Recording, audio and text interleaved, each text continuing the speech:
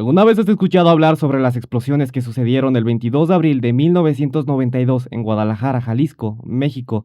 Y si no es el caso, permítemelo contarte mal. Todo sucedió un 22 de abril de 1992 en Guadalajara. Parecía una mañana normal. Era miércoles de Pascua, pero nadie imaginaba que en menos de una hora la ciudad viviría una de las peores tragedias urbanas de la historia del país.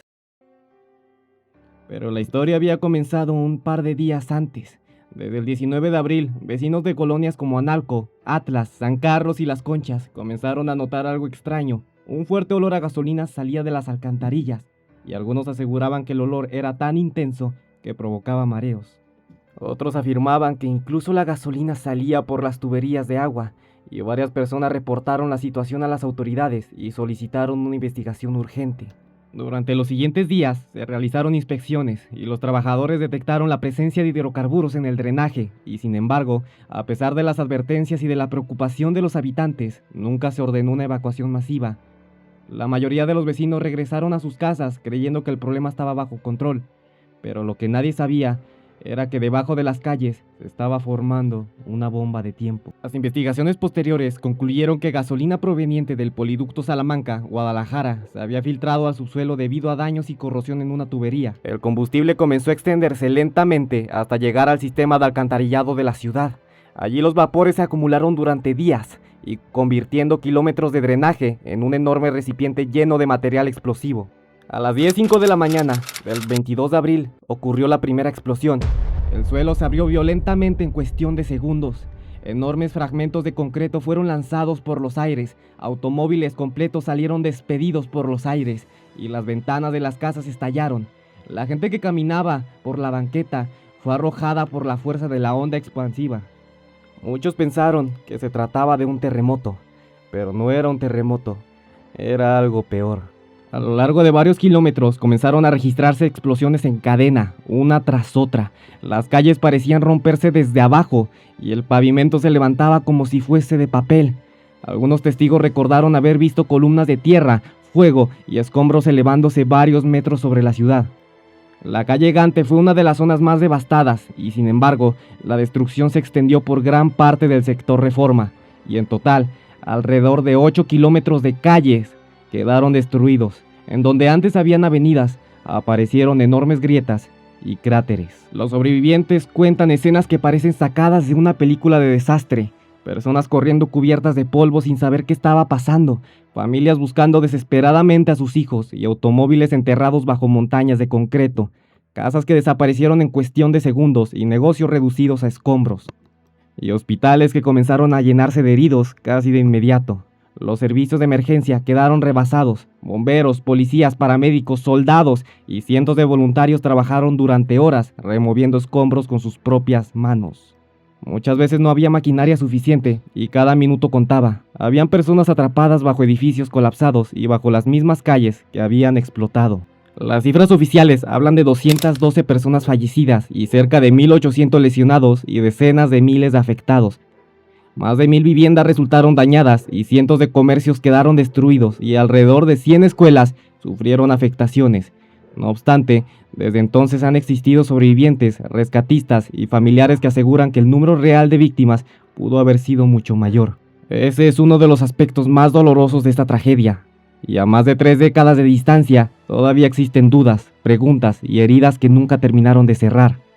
Muchas familias jamás obtuvieron respuestas claras sobre lo que ocurrió.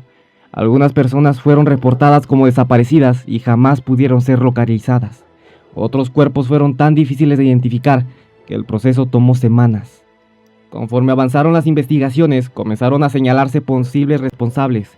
Las autoridades federales concluyeron que una fuga de gasolina fue una de las causas principales del desastre, pero también se cuestionaron las decisiones tomadas durante los días previos, especialmente porque ya existían reportes sobre los fuertes olores a combustible en la zona. Incluso funcionarios relacionados con Pemex y otras dependencias enfrentaron procesos legales por la presunta negligencia, pero para miles de personas la discusión sobre las responsabilidades nunca logró compensar las pérdidas sufridas.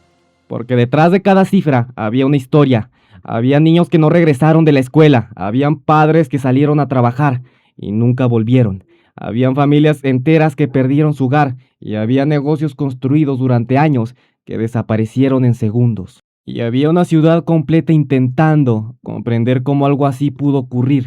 Las imágenes de aquellos días siguen siendo impactantes, incluso hoy. Fotografías muestran calles abiertas como enormes cicatrices y camiones volcados entre escombros y colonias enteras convertidas en zonas de desastre. Muchos habitantes de Guadalajara todavía recuerdan exactamente en dónde estaban cuando escucharon la primera explosión, y algunos aseguran que el estruendo fue tan fuerte que se escuchó a varios kilómetros de distancia. Con el paso de los años, Guadalajara se reconstruyó, las calles volvieron a pavimentarse y las viviendas fueron levantadas nuevamente. La vida continuó, pero la memoria permaneció.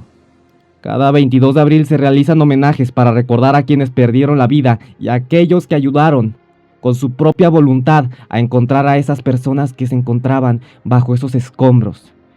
En las zonas afectadas existe la llamada Estela contra el Olvido, un monumento que busca mantener viva la memoria de las víctimas y recordar que detrás de los números existieron personas reales con sueños, familias y proyectos que quedaron inconclusos.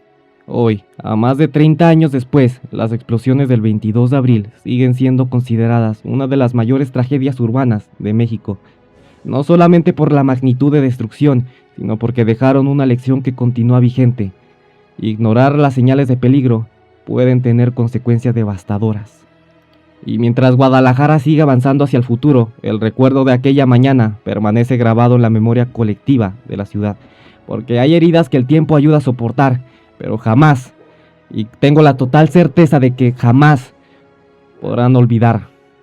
He de dar un minuto de silencio a todas esas víctimas de tal desastre y a mencionar y recordar a todos esos valientes que dieron su vida por la de los demás, porque como dato, yo he de tener el orgullo de tener a un familiar que participó en la búsqueda de tales afectados por la explosión, por tal negligencia del gobierno federal y municipal. Y por mi parte, eso es todo. Y les agradezco por permitírmelos contárselos mal.